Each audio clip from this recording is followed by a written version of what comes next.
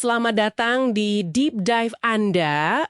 Hari ini kita mau coba menyelami satu kasus hukum yang gimana ya, cukup pelik dan bikin banyak orang diskusi nih. Kasus vonis korupsi buat mantan Menteri Perdagangan Thomas Lembong terkait impor gula. Yang bikin menarik banget dan jadi perdebatan itu apa? Pengadilan sendiri mengakui loh, dia nggak terbukti dapat untung pribadi. Dan nggak ada juga pernyataan eksplisit soal niat jahat untuk korupsi. Nah, mari kita coba bedah bareng-bareng kasus ini. Anda sudah berbagi beberapa sumber ya yang bahas soal vonis 4,5 tahun penjara ini, plus denda 750 juta rupiah. Jadi Tom Lembong ini divonis bersalah karena kebijakannya waktu menjabat antara 2015 sampai 2016. Yang mana menurut hakim itu merugikan negara sampai 194,71 miliar rupiah. Lumayan besar ya angkanya. Benar sekali. Jadi misi kita di Deep Dive kali ini yaitu mencoba memahami logika di balik putusan yang ya bisa dibilang kontroversial ini. Gimana ceritanya seseorang bisa kena vonis korupsi, tapi nggak ada bukti dia nikmatin uangnya, atau niat jahatnya juga nggak gamblang gitu. Apa artinya ini buat Anda semua yang peduli sama isu hukum, kebijakan publik, dan akuntabilitas pejabat di Indonesia? Penting ini. Oke, jadi titik krusialnya tadi ya ada dua pengakuan hakim di pengadilan Tipikor itu. Tom Lembong nggak terbukti nikmatin hasil korupsi secara pribadi, terus nggak ada penegasan soal mens rea atau niat jahat spesifik. Ini kan yang bikin banyak orang garo-garo kepala gitu ya. Tepat sekali. Secara tradisional ya, kalau kita bicara pasal korupsi, itu seringnya kan perlu ada unsur sengaja memperkaya diri atau orang lain. Nah, yang menarik di kasus ini, gimana pengadilan tampaknya mengikuti argumen Jaksa Agung ya dalam menafsirkan unsur kesengajaan atau mens rea ini.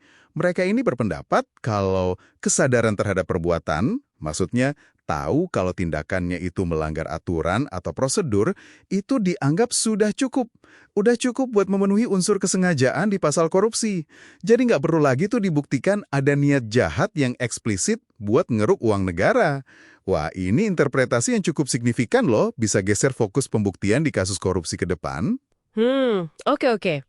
Kalau gitu, apa dong dasar utama hakim sampai menjatuhkan vonis? Pelanggaran prosedur yang mana yang dianggap fatal? Jadi, hakim itu menyoroti beberapa poin utama sih.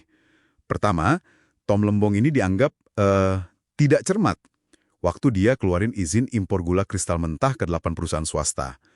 Hakim bilang, Tom Lembong ini mengetahui dan memahami kalau tindakannya itu melanggar Permendak nomor 117 tahun 2015. Kenapa? Karena izinnya dikasih tanpa rekomendasi Kemenperin atau kesepakatan Rakortas. Nah, pelanggaran prosedur ini yang disebut ketidakcermatan. Oh, jadi ketidakcermatan itu maksudnya sadar melanggar prosedur ya? Selain itu ada lagi? Ya, bisa dibilang begitu.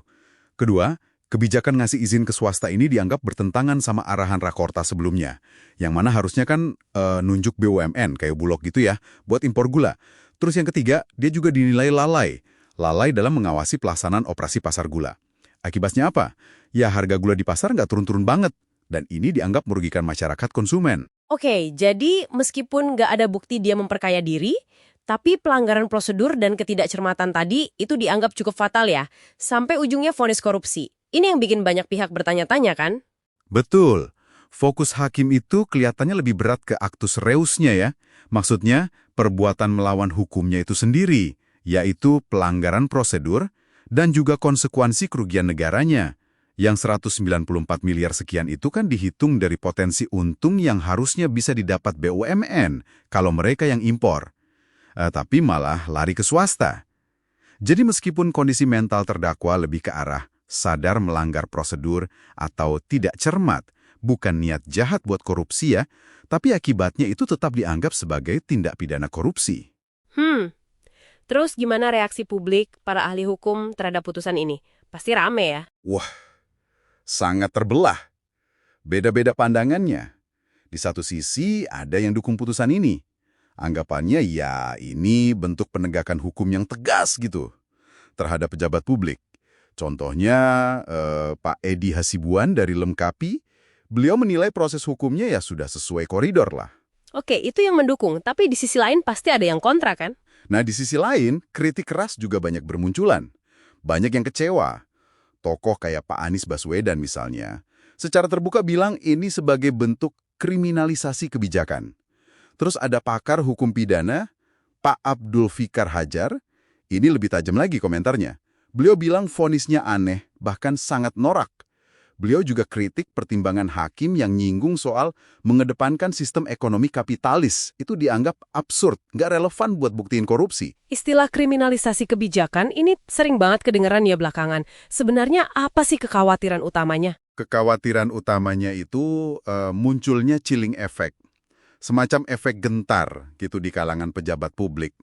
Jadi gini, kalau sebuah keputusan kebijakan yang ternyata salah atau bikin rugi negara, meskipun diambil tanpa niat korup pribadi ya, bisa gampang banget dibidanakan sebagai korupsi.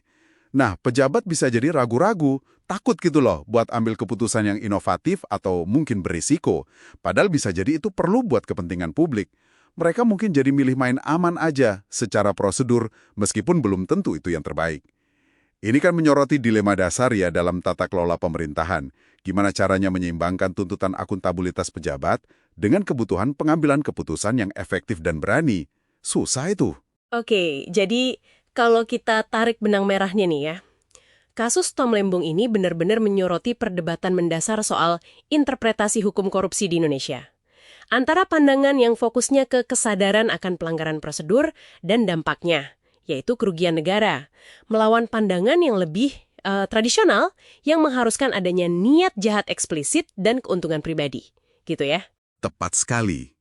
Putusan ini, dan nanti gimana hasilnya di tingkat banding atau kasasi, ini bisa jadi jurisprudensi. Jadi preseden hukum yang sangat penting. Hasil akhirnya bakal sangat mempengaruhi gimana kasus-kasus mirip di masa depan ditangani.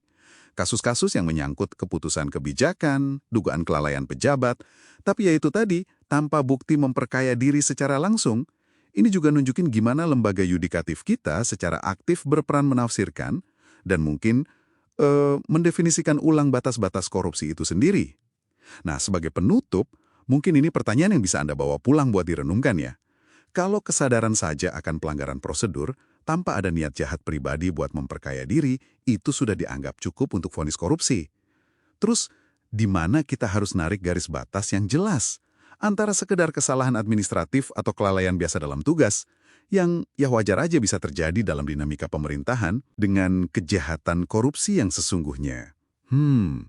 Ini pertanyaan penting buat masa depan pemberantasan korupsi dan tata kelola pemerintahan kita semua.